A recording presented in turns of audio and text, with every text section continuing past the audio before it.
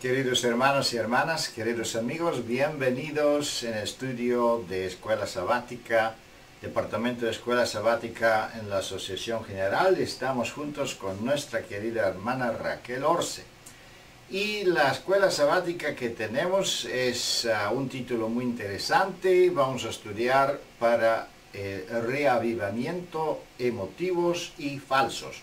El próximo sábado, por supuesto, vamos a estudiar de los reavivamientos espirituales verdaderos, y en esos dos sábados podemos ver prácticamente la diferencia, el contraste de un reavivamiento espiritual verdadero y los otros que no están basados sobre el Espíritu Santo y no inspirado por el Señor. Antes de empezar nuestro estudio, nos gustaría hacer una oración en silencio, invitar la presencia de Dios.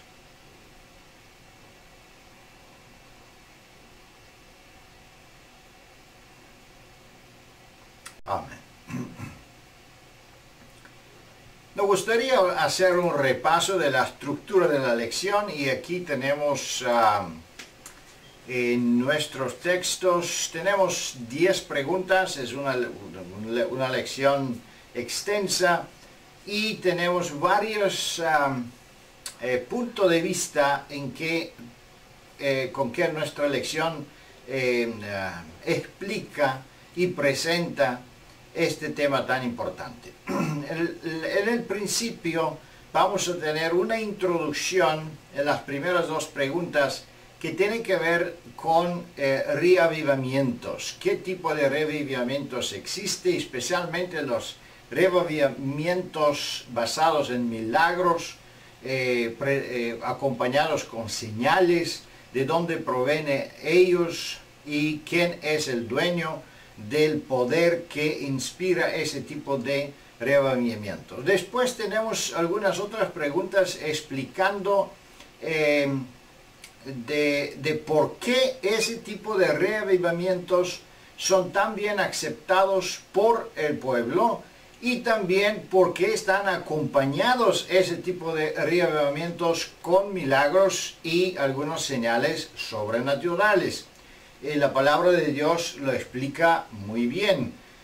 Más adelante vamos a estudiar un poco más personal, algunas preguntas relacionadas con las emociones personales y cómo funciona prácticamente una emoción, cómo funciona nuestra mente y cómo el cambio de la situación mental también puede cambiar nuestra postura, nuestra posición, la forma de pensar, pero también la forma de ver todo que está alrededor nuestro. Más adelante vamos a ver que la influencia de las circunstancias también influye un movimiento emocional o una decisión emocional. No debemos olvidarnos que esa lección tiene un fondo histórico. Estamos muy cerca, solo algunos días separados de la fecha de la Primera Guerra Mundial, 100 años desde la Primera Guerra Mundial, y también, por supuesto, del origen de la Reforma en punto de vista histórico. Entonces podemos ver cómo, o podemos aplicar esta lección para analizar cómo la Iglesia Adventista en ese tiempo no pudo resistir esta presión social y cayó en el asunto relacionado con la ley de Dios. También tenemos las preguntas que relaciona el asunto del verdadero reavivamiento, qué es un verdadero reavivamiento, y no debemos olvidar también que la próxima lección va a finalizar o contestar en esa pregunta mucho más extenso, así que no debemos dar demasiado tiempo en esa pregunta. Pero viene entonces la última pregunta 10, que prácticamente enfoca la lección sobre la importancia de nuestra creencia en Cristo. Y eso es muchísimo importante. ¿Por qué? Porque todos los reavivamientos falsos prácticamente están basados o tiene otra fundación, tiene otro centro. Y vamos a ver qué centro tienen los reavivamientos falsos y qué es el centro de un reavivamiento cristiano verdadero espiritual y cómo podemos encontrar refugio y también protección en Cristo. Con esa pregunta 10 prácticamente podemos hacer un llamado en nuestra congregación y con ayuda de Dios seguir adelante con el contexto de la lección. Pero ahora vamos a ver con nuestra querida hermana Raquel, pregunta por pregunta, todos los detalles de esta lección y vamos a usar con sus comentarios también. La primera pregunta hace una introducción a la lección y dice que está profetizado en relación de la aparición de profetas falsos que incluso realizan señales y milagros. Esta pregunta es importante porque de hecho introduce toda la temática que vamos a tratar a lo largo de las próximas preguntas. Por una parte, encontramos una definición o, expresado de otro modo, unos elementos de identificación que nos facilitan el poder identificar un profeta verdadero de uno falso y como consecuencia del mensaje y de la acción que este mensaje va a tener sobre la audiencia que lo reciba. Al mismo tiempo, en Mateo 24:24 se nos introduce dentro del marco del tiempo y se enfatiza, especialmente el Señor Jesús así lo hizo, cuando describió las señales previas a su segunda venida, es el aumento y la asiduidad de profetas, de falsos cristos, realizando grandes señales y prodigios. Así que estamos analizando un elemento significativo de las señales de los tiempos que está directamente relacionado con la doctrina, con el cuerpo religioso a nivel comprensible de la sociedad. Entonces, bien, pasemos a la definición que Deuteronomio 13, 1 al 3 nos presenta. Así que, en primer lugar, se habla de un profeta. El profeta tiene como misión, de acuerdo a lo que nos presenta aquí la cita, anunciar o realizar señales y prodigios. Bien, cuando una persona así se expone al público y se presenta como tal, lo primero que hay que considerar es el cumplimiento del anuncio, de la señal, de la premonición o del elemento X que se haya anunciado. Ahora bien, el cumplimiento del anuncio no garantiza la honestidad y la autenticidad de ese profeta. Veamos cuál es el segundo elemento significativo. Es el contenido doctrinal del mensaje. Y la cita es enfática al exponernos que si este profeta, cuyos hechos profetizados se han cumplido, presenta doctrinas, mensajes o consejos contrarios a la voluntad de Dios y en abierta contradicción a los mandamientos de Dios, entonces es también un profeta falso. Es decir, puede ser profeta falso primero porque no se cumple lo que ha dicho. Aún si se cumple lo que ha dicho, si lo que enseña, predica y aconseja es contrario a los mandamientos de Dios, recordemos de nuevo la cita de a la ley y al testimonio, entonces también es un profeta falso. Y nos dice claramente la cita, no darás oído a la palabra de tal profeta. Y esto es realmente importante, porque hay personas que inclusive pueden constatar que hay profetas que han anunciado algo y realmente ha ocurrido. Entonces dicen, bueno, tiene que ser un profeta de Dios, porque solo Dios conoce el futuro. Lo que ocurre es que Satanás puede prever muchas acciones o hechos que van a acontecer porque conoce todos los movimientos tras las bambolinas que se llevan a cabo. Así que es posible un diagnóstico, un pronóstico de acciones que puedan sucederse.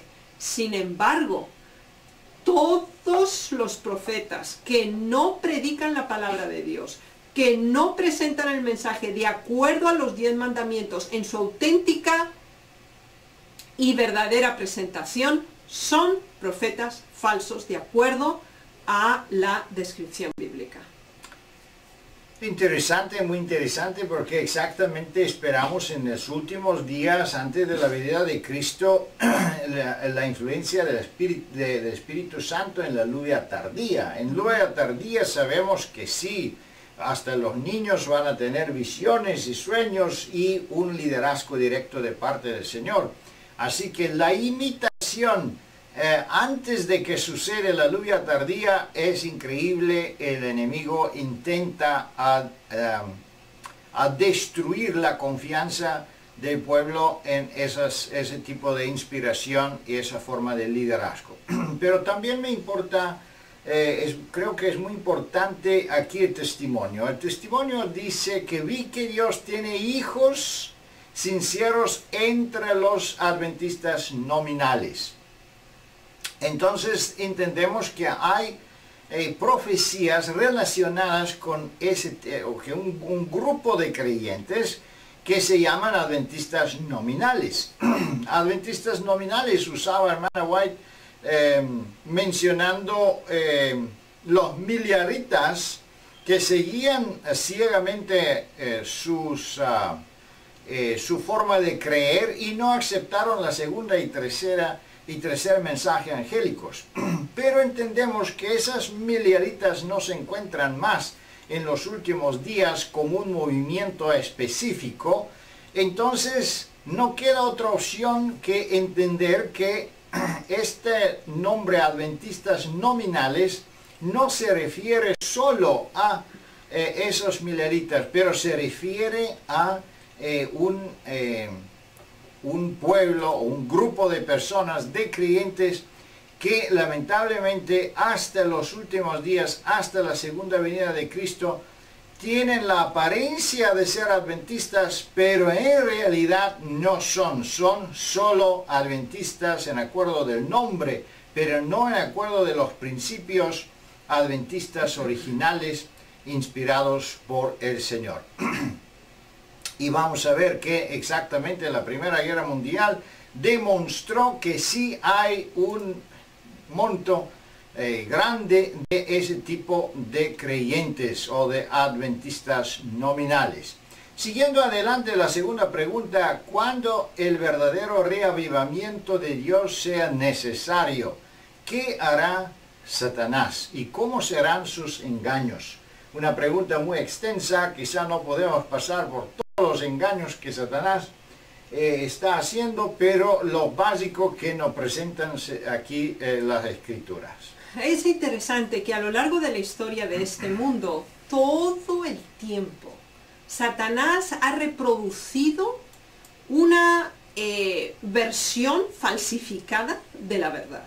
Siempre, constantemente, con el fin de confundir, desviar, perturbar, engañar a la mayoría de la humanidad.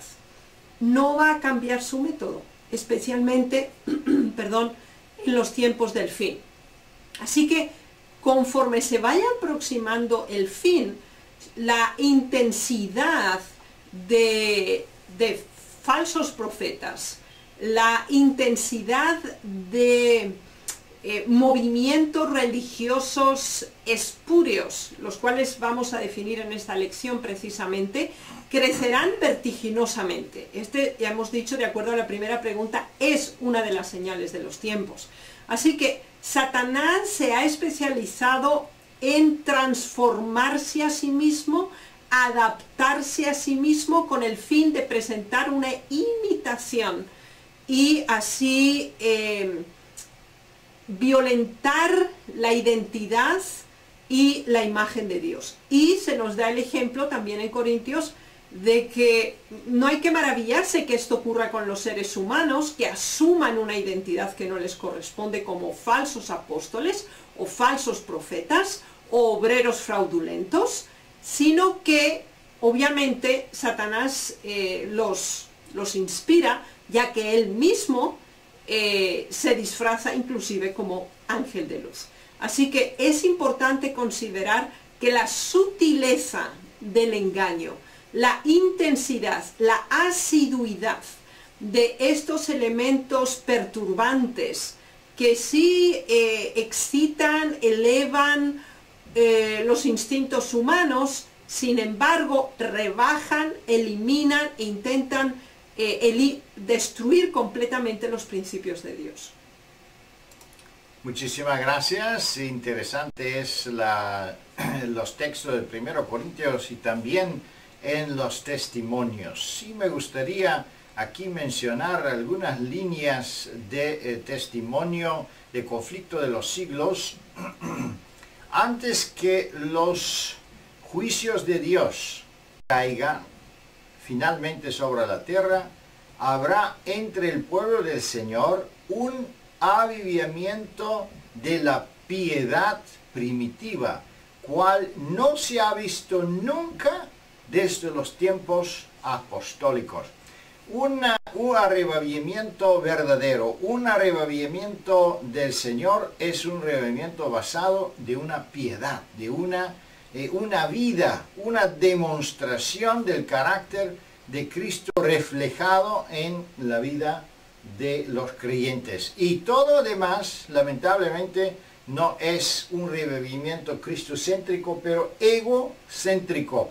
Tiene que ver con la exaltación del ego humano, de las necesidades carnales de la persona, y vamos a ver más adelante más detalles relacionados con esos reavivamientos falsos. La pregunta 3 dice: ¿por qué obrarán los fenómenos sobrenaturales en favor de un reavivamiento falso? Y aquí tenemos exactamente un texto que nos recuerda de los milagros que Dios hizo en el pasado, especialmente en el Antiguo Testamento, Israel caminando en el desierto.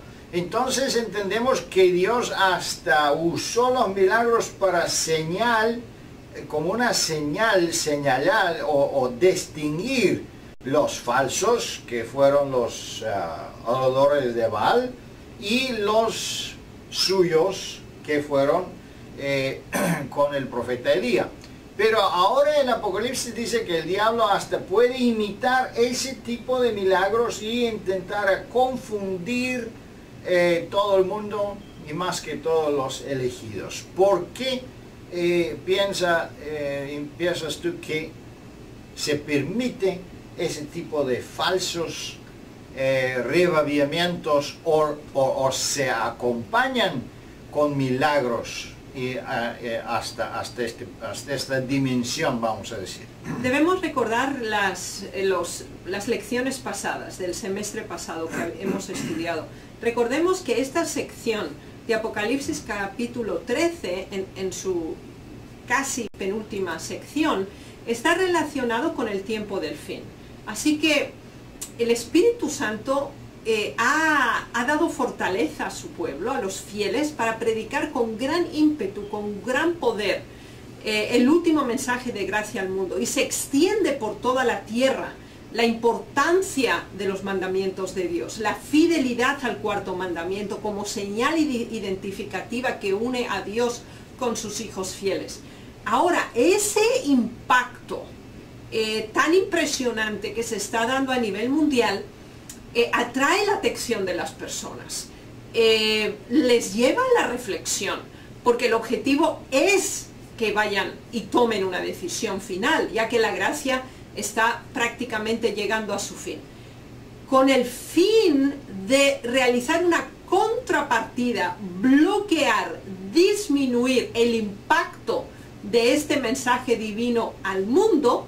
Ahora las religiones espurias, como aquí tenemos al protestantismo apóstata, a la Iglesia Católica Apostólica Romana, y también se une con ellos el espiritismo, más tarde en combinación con todos ellos, y realizan grandes obras, se realizan grandes milagros que visualmente son constatables, inclusive también actos grandiosos, impresionantes, de tal manera que en primer lugar se desvíe la atención de la verdad.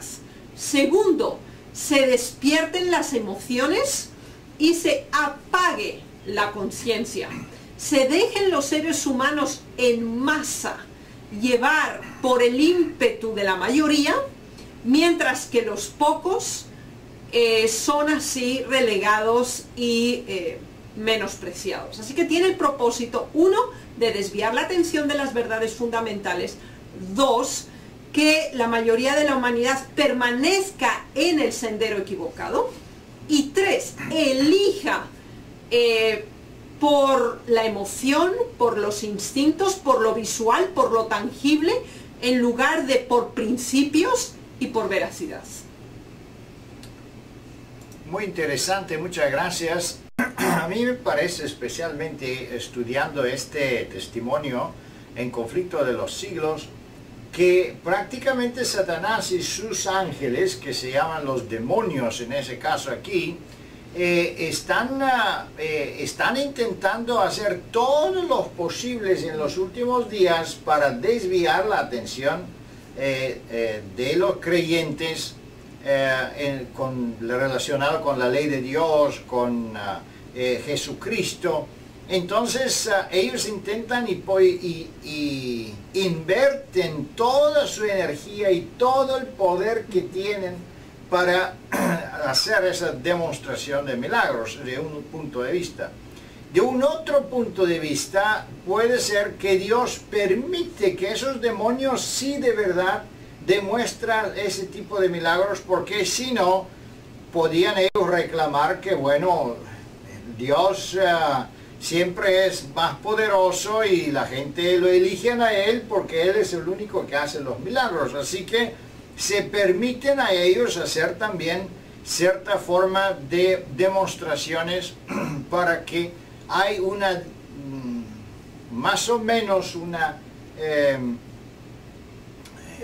un equilibrio en el poder de la demostración, en la forma de la demostración. Y eso exactamente permite que solo los verdaderamente convertidos cristianos pueden tomar la decisión correcta, porque no va a ser una decisión basada de emociones, no va a ser una decisión basada a las demostraciones externas, pero basadas a una inspiración interna del Espíritu Santo. Y vamos a ver más adelante cómo se llega a esa inspiración y qué es la diferencia de una inspiración verdadera y una inspiración falsa o una decisión emocional. Siguiendo adelante en pregunta número 4, ¿qué modales utilizarán para alcanzar sus metas seductoras con las almas? La pregunta número 3 hablaba de los demonios y Satanás en persona, pero ahora entendemos que ellos no van a actuar solos, pero van a tener, bueno, alguien más que le ayuda. ¿Y quién son esas personas? Bueno, es muy interesante la cita que nos presenta 2 de Pedro 2, 1 y 2, porque nos presenta esas diversas modalidades. Bueno, lo primero es que se levantan falsos profetas entre el pueblo, como falsos maestros, que introducirán encubiertamente herejías destructoras y aún negarán al Señor que lo rescató. Entonces, ¿qué ocurre? Dentro del pueblo se levantarán falsos profetas y también falsos maestros que encubiertamente enseñan herejías. La herejía es una perversión de la verdad a nivel doctrinal. Ahora bien, ¿qué ocurrirá? Uno de estos métodos que tiene gran éxito es que los que están dentro del pueblo de Dios, en forma muy sutil y manipulativa, introducen doctrinas heréticas, doctrinas contrarias a la palabra de Dios. Y eso lo hacen como profetas falsos y también como maestros falsos. Y el objetivo es engañar, desviar, perturbar, alejar de la verdad. Y llegarán hasta el punto de negar la salvación en Cristo Jesús. Veamos un poquito más de la cita en el versículo 3 de Segunda de Pedro, que lo tenemos justo en la próxima página. Y es interesante comprobar aquí que la motivación para el engaño es un acto de avaricia. Todo lo que demuestran, dulzura en la presentación, ternura en el trato, es totalmente fingido, es falso, porque están presentando el error, la herejía, la mentira. Y por lo tanto, están condenados, porque habiendo conocido la verdad, están llevando a otros al engaño por hacerlo en forma muy sutil. Así que, ¿de qué nos damos cuenta aquí, de acuerdo a la pregunta? ¿Habrá falsos profetas? ¿Habrá falsos maestros que intentarán, y de hecho lo harán, presentando doctrinas contrarias a la voluntad de Dios entre el pueblo de Dios, en forma muy sutil, muy suave, con el fin de engañar y llevar a la perdición, que es al lugar hacia donde ellos también se dirigen? Bueno, regresando en el fondo histórico de esta lección, de esta escuela sabática, Primera Guerra Mundial, ¿qué ha sucedido? Prácticamente sucede algo muy semejante de la descripción en esta pregunta dentro del pueblo adventista. ¿Por qué? Porque se levantan maestros, falsos profetas, que dicen que hay que obedecer en todas circunstancias los gobiernos de la tierra, hay que ir a la guerra, hay que luchar para la patria terrenal y todo eso. Y lamentablemente ellos son tanto en número, tan poderosos, y que prácticamente la organización está perturbada y aceptan su forma de pensar y la confirman prácticamente cayendo de los principios fundamentales de la verdad. ¿Hasta qué punto esos falsos movimientos, vamos a decir, dentro del pueblo de Dios puede influenciar el camino o confundir los creyentes? Y qué difícil fue a los verdaderos cristianos en ese tiempo, viendo los líderes, los pastores, que ellos prácticamente cayeron en esa presentación falsa de doctrinas falsas y equivocadas. Pero claro, eso fue en su tiempo, pero hoy día podemos experimentar otros tipos de doctrinas falsas. Podemos tener falsas doctrinas relacionadas con la naturaleza de Cristo, con la naturaleza del Espíritu Santo, y todas esas doctrinas que los vientos están intentando de introducir en la iglesia para separar la iglesia, es exactamente que el profeta está mencionando aquí, y está profetizado que va a suceder antes de que el verdadero despertar espiritual toma su lugar en la lluvia tardía. Pregunta número 5. ¿Qué se dice de los que no pueden controlar sus emociones? ¿Y por qué no son confiables las emociones? Una pregunta muy importante, muy interesante. Las emociones es algo fundamental, parte de nosotros. No podemos ser seres sin emociones. No podemos hablar de una vida que no es emocional, porque tenemos la alegría, tenemos los cantos, tenemos también las tristezas, y todo es algo natural y no es nada mal en eso. Pero, ¿en qué sentido esa pregunta habla contra de las emociones? Bien, primero analicemos un poquito qué son emociones. Emociones es el conjunto de la vida que engloba los sentimientos del ser humano y básicamente están basados en los instintos primarios que el ser humano tiene, como es comer, beber, sentirse seguro, la necesidad de afecto, la necesidad de la vinculación social, de la aceptación, del progreso y del avance, etc. Bien, ¿por qué esta pregunta número 5 es tan importante aquí? Bueno, de la 1 a la 4 hemos estado analizando que va a haber profetas falsos. De hecho los hay, pero irán en aumento conforme nos acercamos, y de hecho nos estamos acercando cada vez más a la segunda venida de Cristo, que manipulan la verdad, la pervierten, intentan, y ahí viene el elemento relacionante con la pregunta 5, despertar las emociones y los sentimientos. Realmente el ser humano es muy vulnerable a los efectos externos, sea estos procedentes de una mayoría, o sea simplemente por los efectos visuales o impactantes que puede recibir desde el exterior hasta el interior, cuando despierta especialmente estos instintos propios y primarios del ser humano. ¿Esto qué significa? Que cuando estamos hablando de una decisión para identificar la verdad del error, tomar una posición acerca de en qué camino voy a conducirme. Recordemos la lección pasada, el camino ancho, el camino estrecho, la puerta amplia, la puerta angosta, el camino del bien, el camino del mal, el de la muerte y el de la bendición. Las decisiones por la verdad no están basadas en un me gusta, me parece, me conviene, lo prefiero.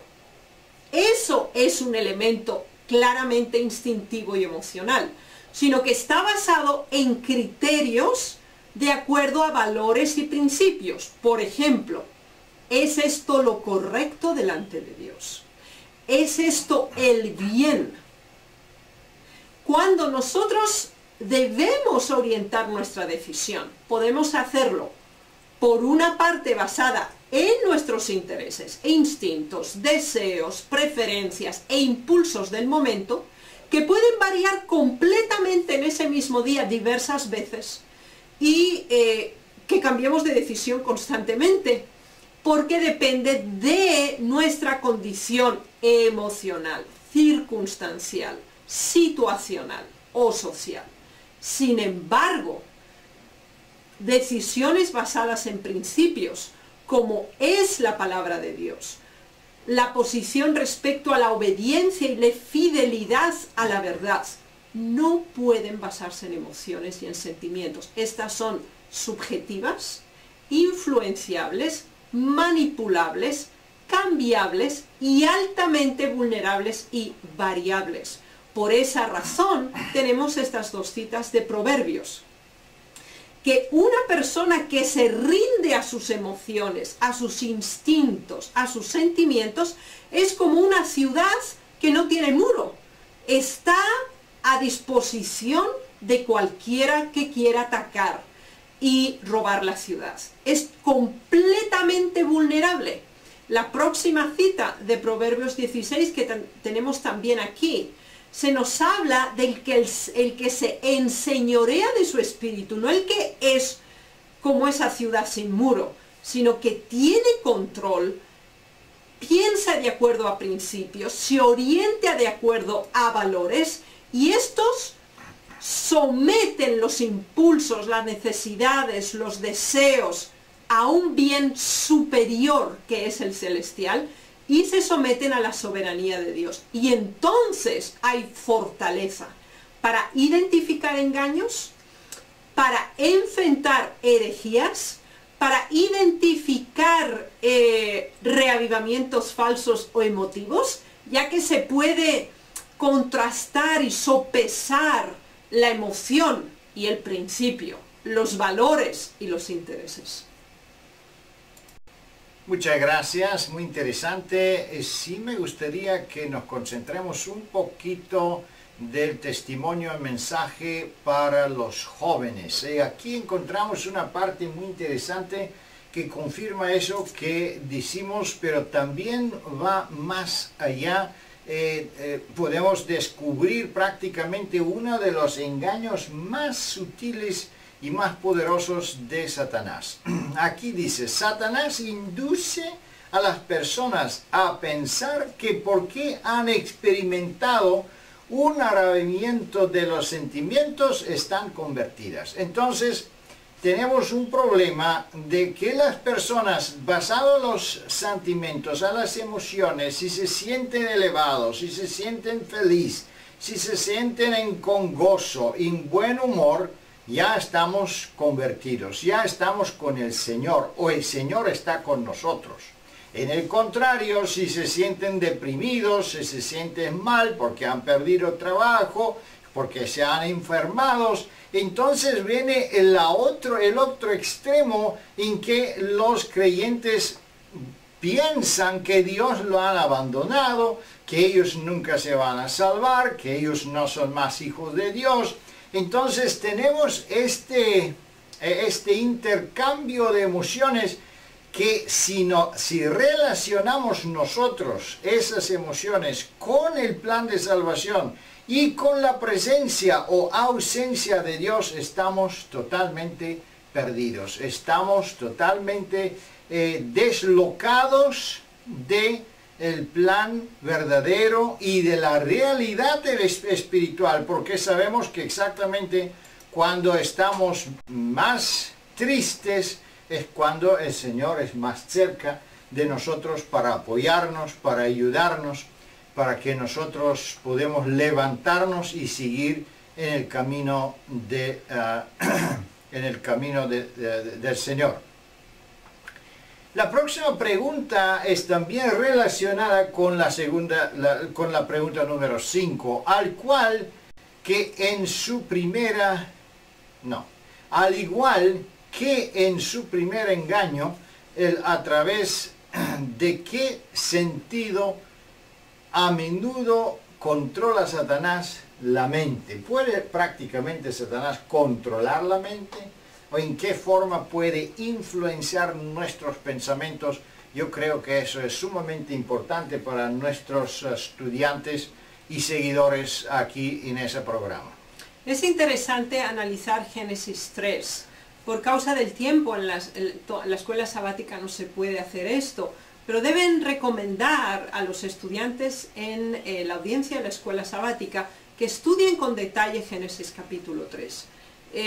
Porque es la caída de la humanidad y encontramos la metodología de Satanás para conseguir con éxito la caída del ser humano, que se produce en el momento en que se desobedece directamente a Dios. Entonces, cuando entendemos la dinámica que persigue, podemos también localizar mucho antes e identificar los elementos de peligro. Veámoslo simplemente considerando la cita del versículo 6 de Génesis 3. Dice, y vio la mujer que el árbol era bueno para comer, y que era agradable a los ojos, y árbol codiciable para alcanzar la sabiduría, y tomó de su fruto y comió, y dio también a su marido, el cual comió, así como ella. Bien, primer elemento.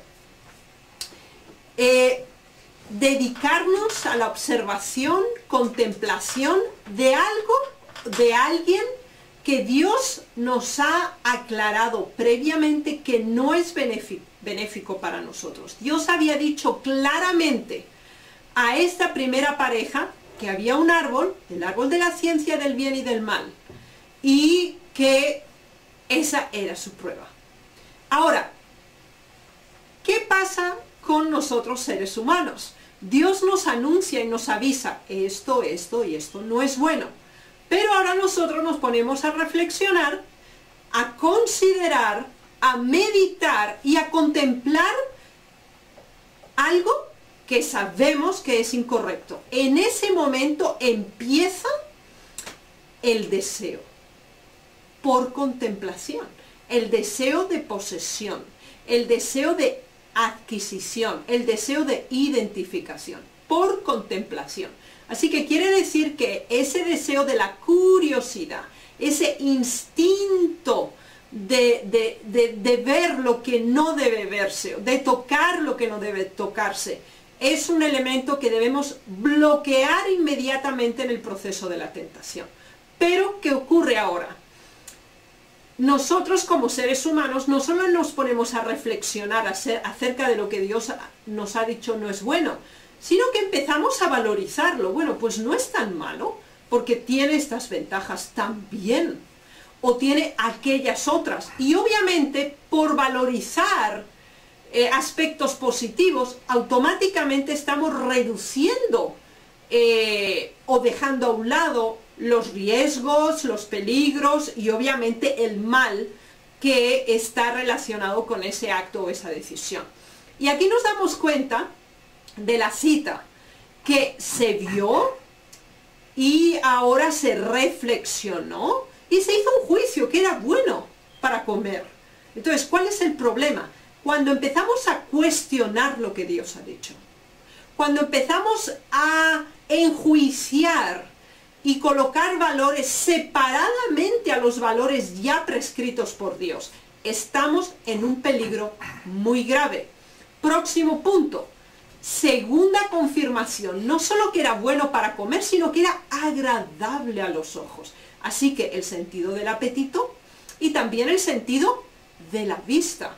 No solamente se va a saber bien, además también se ve bien. Y como algo que se ve bien y sabe bien puede ser malo y puede traer algo malo. Así que todo ese proceso de elucubraciones, de reflexiones, ya directamente contrarias a la voluntad de Dios, nos llevan como seres humanos a una conclusión equivocada. Sigamos con la cita bíblica que tenemos para ir analizándola. Así que se vio, se enjuició que era bueno para el apetito, que segundo juicio también positivo, agradable a los ojos, codiciable para alcanzar sabiduría. Así que la codicia, el deseo de posesión, de tener, pero en tener ¿qué? Un nivel superior, es la codicia de tener más de lo que se tiene, más de lo que se posee en forma tal como Dios nos la da. Los atributos que nos son propios no es suficiente, se quiere más, se superan los límites y se llega a un proceso de soberbia y presunción espiritual. Y entonces se toma y se come. Y no solamente es eso, se comparte.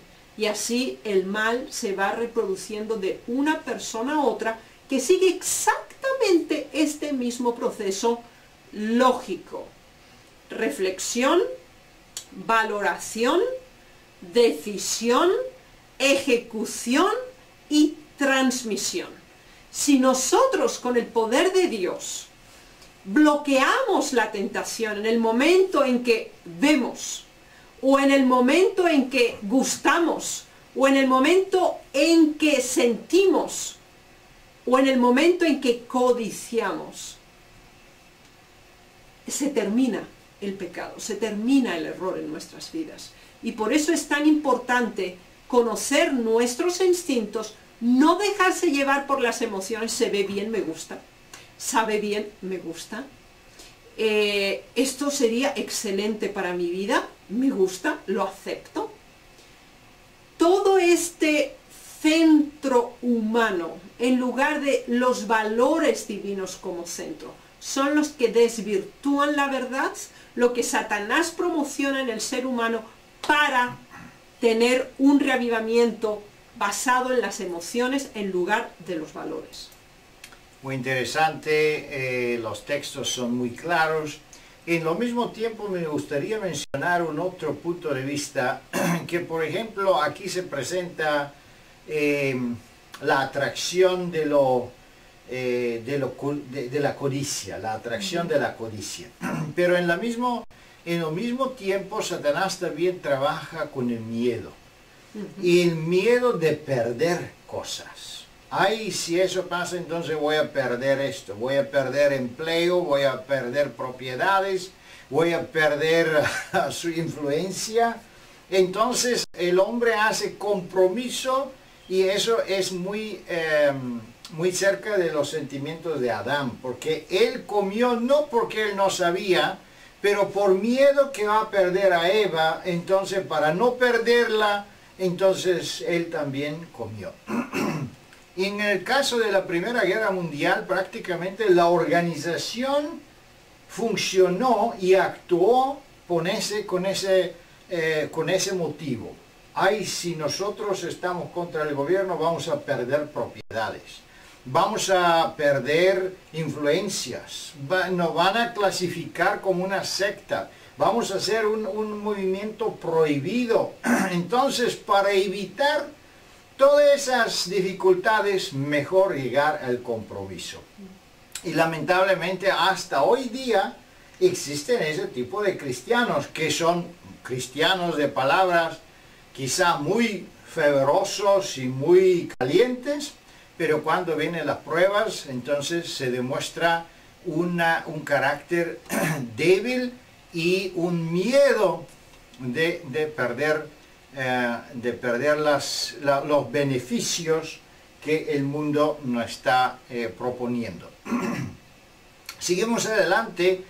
¿Qué se destacará? ¿A qué faltará en los últimos días? ¿Qué tipo de comportamiento vamos a ver y relacionado especialmente con las emociones que nosotros estudiamos?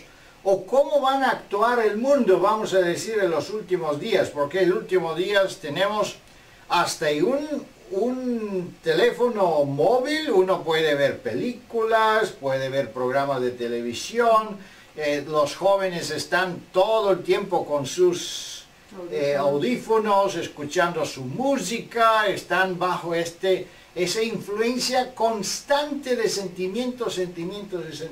¿Qué podemos esperar en esa época y en esa generación?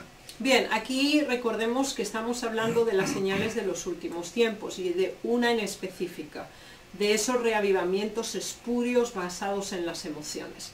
Vamos a tener distintas actitudes, distintos comportamientos que se van a observar en los humanos. Bien, por una parte tendremos personas que tendrán apariencia, serán los aparentes, los que dan una impresión de gran piedad, de gran santidad, de gran fidelidad, pero niegan la eficacia de esta verdad en su vida práctica. Así que son netamente teóricos y aparentes. Esa es una actitud. Vayamos a otra segunda que encontramos en Mateo 7:21. Serán aquellos que alardean de su relación con Dios, que claman a Dios, que son muy efusivos, ardorosos, inclusive pues activos en distintas labores, pero no cumplen la voluntad de Dios. Mientras que unos son aparentes y dan una impresión equivocada y niegan en su vida esa verdad, otros no solamente aparentan, sino que verbalmente son eufóricos y efusivos, pero también niegan a Dios mismo, a quien ellos exaltan por su vida práctica. Y después tenemos una misma variante en Lucas 6:46, que habla también de aquellos que dicen pero no hacen. Así que básicamente la modalidad que se va a destacar en la mayoría, recordemos que la lección pasada hemos estudiado los pocos, en la antepasada la mayoría, así que la mayoría de las personas van a tener una apariencia de bien, en la profundidad no hay bien. Otros van a tener unas elocuentes palabras, una gran euforia religiosa, pero niegan la verdad en la práctica.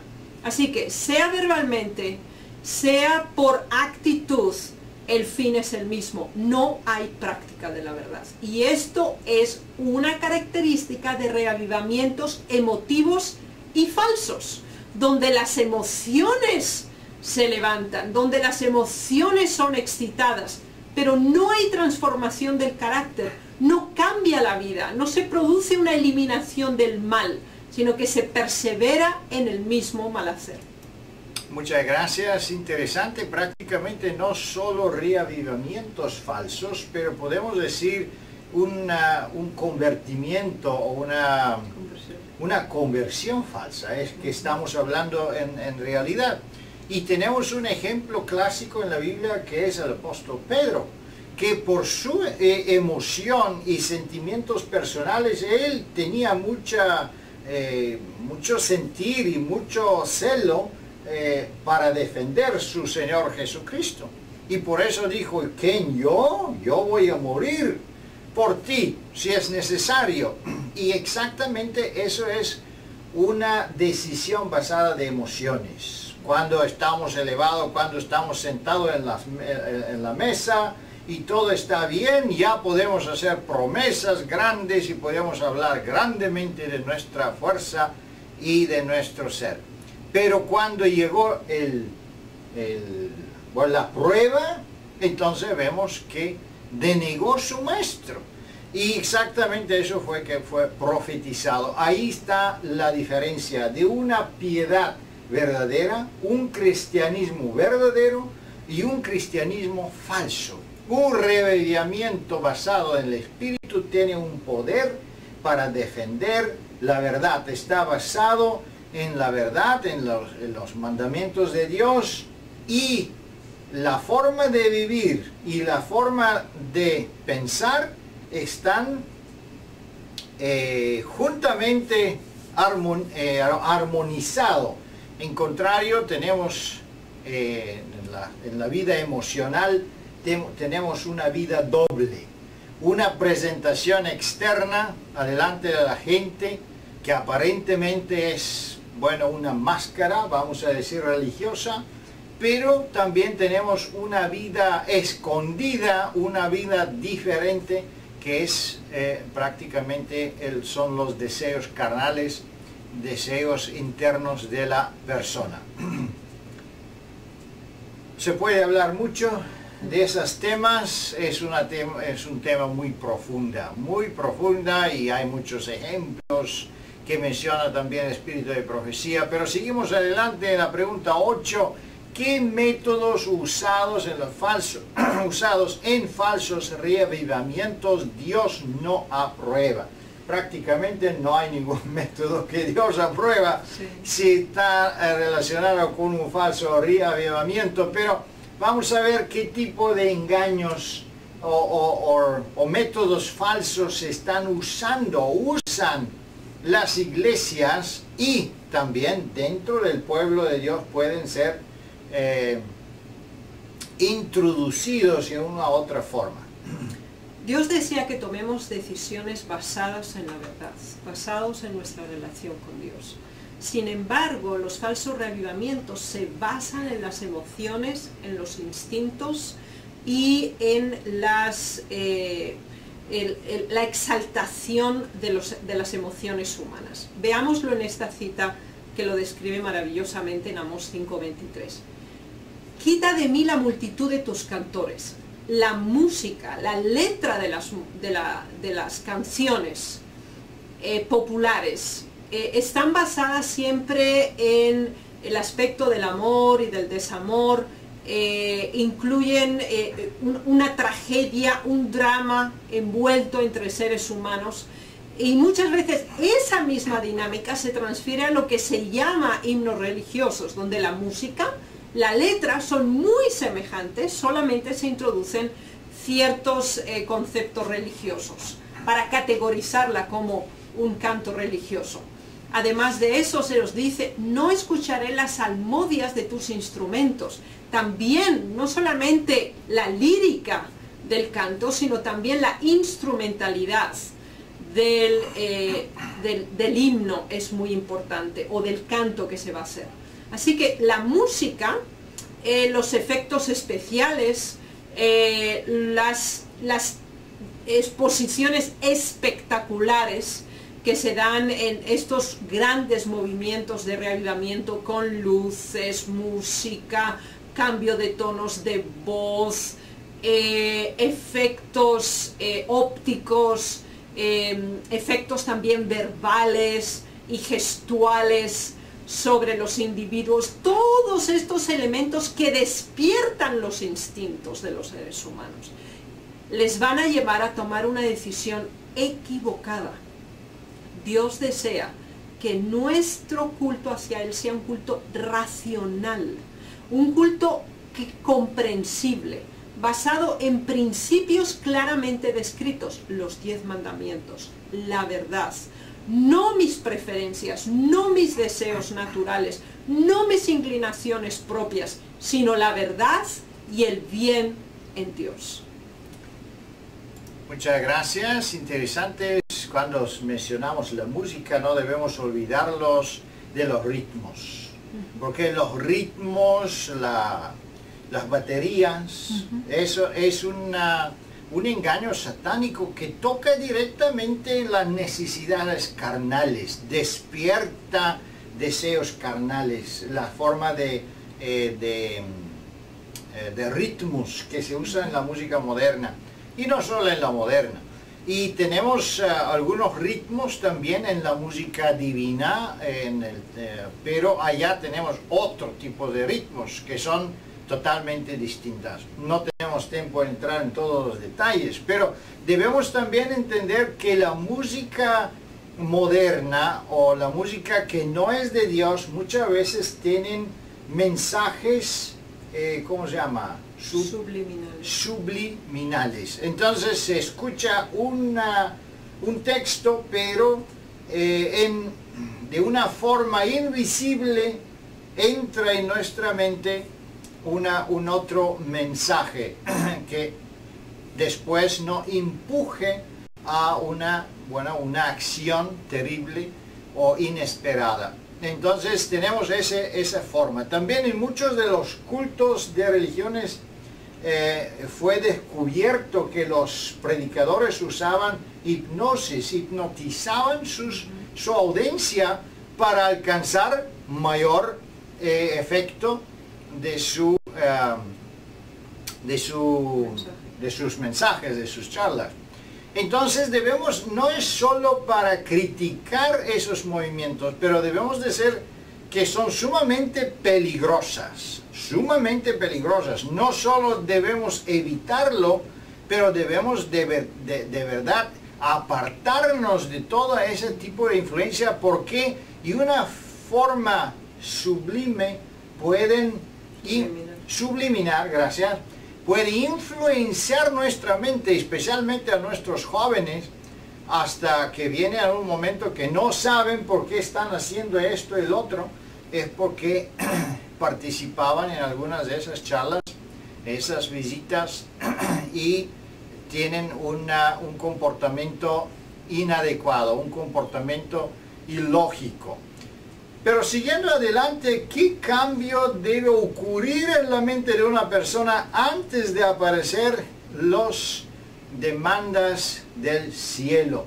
¿Qué tipo de cambio? Y es interesante, ¿no? Primero un cambio externo de la vestimenta, es un cambio de la mente que sucede en primer lugar, y ese es el lugar adecuado, porque el cambio debe empezar por dentro a la afuera, y no de afuera adentro, con ejercicios, entrenamiento y todo eso que que no tiene ningún sentido en punto de vista de la necesidad de espiritual del reino del cielo. Es interesante esta cita y es muy importante analizarla con detalle. El primer elemento es: no os conforméis a este siglo. El primer elemento es entender que nosotros no podemos seguir a los muchos en hacer el mal, como nos decían en lo estudiamos en lecciones pasadas. No tenemos que conformarnos, adaptarnos, asimilarnos a las modas, las costumbres y las prácticas de la época o de las circunstancias en las que nos ha tocado vivir. Ese es el primer elemento. Una persona que practica un culto racional delante de Dios no se conforma a lo que hace la mayoría, sino a lo que Dios hace. Segundo elemento, se produce una transformación, es decir, una remodelación de la forma de pensar. Así que los valores, los criterios, los principios que nos llevan a una acción han sido transformados. Y esa es una obra que tenemos que pedirle a Dios que haga en nuestro corazón. Mientras que el primer paso es una decisión personal. Rendimos nuestra voluntad y decimos: Señor, yo no quiero seguir estas costumbres, yo no quiero hacer esto, porque tú me has revelado en tu palabra, se me ha enseñado, como dicen las Sagradas Escrituras, que esto no es de acuerdo a tu voluntad, no me lleva a un desarrollo espiritual, no me hace una buena persona. Entregamos nuestra voluntad. Pero ahora tenemos que pedirle a Dios que nos transforme los valores, las inclinaciones, los instintos, los deseos, los sentidos sean purificados, pero se nos dice más todavía. Entonces se comprueba la buena voluntad de Dios, agradable y perfecta. Entonces lo que antes amábamos, ahora lo rechazamos. Lo que antes nos parecía aburrido, ahora nos encandila, nos fascina, nos atrae en una forma espectacular. ¿Qué quiere decir? Nuestros valores han cambiado. Así que este es un auténtico reavivamiento. El reavivamiento que Dios produce en el ser humano está basado en la verdad. Consiste en la transformación de principios, criterios y valores en la vida, en la clara comprensión entre el bien y el mal, entre la obra de la salvación que se hace en el ser humano, de la separación del mal y la aceptación del bien, en la práctica de la verdad que se ha aceptado y el crecimiento espiritual en el sabor, en la valoración, en la apreciación de la verdad y de nuestro Salvador Jesucristo. Amén. Muy importante es este tema. Prácticamente la ausencia de un cambio semejante es una señal que no ha sucedido un convertimiento. O si ha sucedido un convertimiento, pero retrocedemos en nuestra convicción, en nuestra práctica de la vida, es porque la influencia del Espíritu Santo se ha obstaculado, no se ha permitido que el Espíritu Santo controla nuestra mente, nuestro carácter, nuestro desarrollo.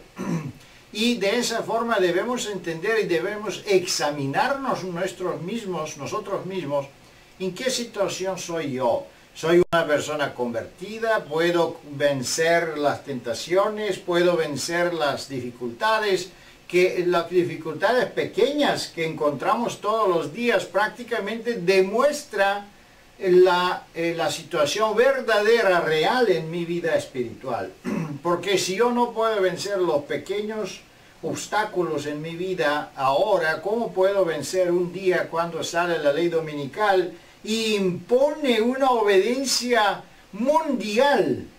Eso va a ser seguramente imposible, y para el hombre es imposible. La única forma que eso se hace posible es porque Dios en su forma sobrenatural imparta un poder sobrenatural para poder ser capaz de vencer la tentación en esa situación. Y ahí venimos en la última pregunta 10, ¿qué es el único que puede mantener al cristiano sin caer ante los engaños de los últimos días. Tener una firme decisión por parte del bien, una entrega completa de la voluntad a Dios, una aceptación total de la soberanía de Dios en nuestra vida, una aceptación completa de los principios del cielo en nuestra práctica diaria.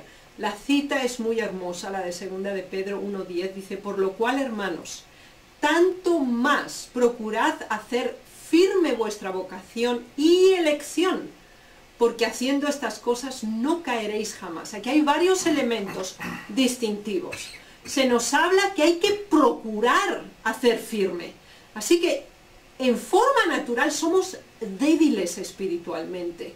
Y por esa razón tenemos que procurar, con el poder de Dios que Él nos da, perseverar en dos cosas muy importantes.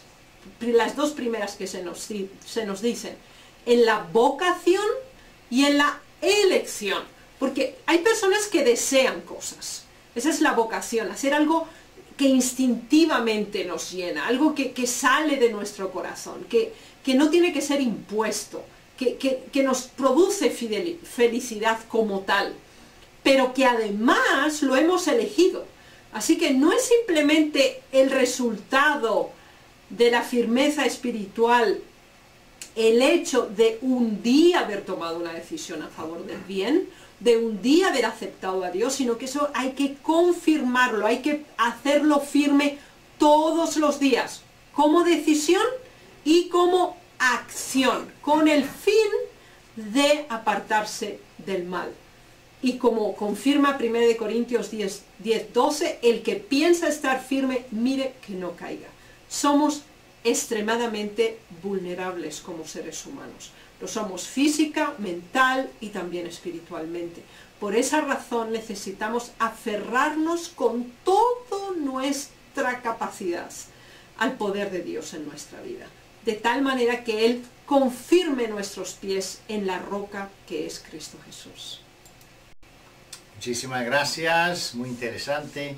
También el testimonio es impresionante de la forma breve, pero muy claramente expresada. Dice: el bienestar de vuestra alma y vuestra eterna felicidad dependen de que vuestro fundamento esté afirmado en Cristo. Todo además es movible y puede desafiarnos. La riqueza, bueno, no contribuye con una felicidad, una seguridad, pero si no está, entonces desaparece. Así son las emociones, así es todo que proviene de esta tierra.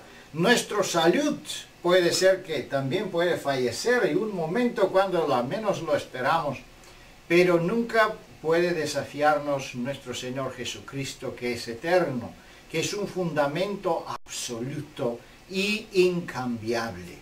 Queridos hermanos y hermanas, que Dios le bendiga y le guarde. Gozan esas lecciones, no se olvidan de seguir nuestros programas y con ayuda de Dios nos vemos la próxima semana. Amén.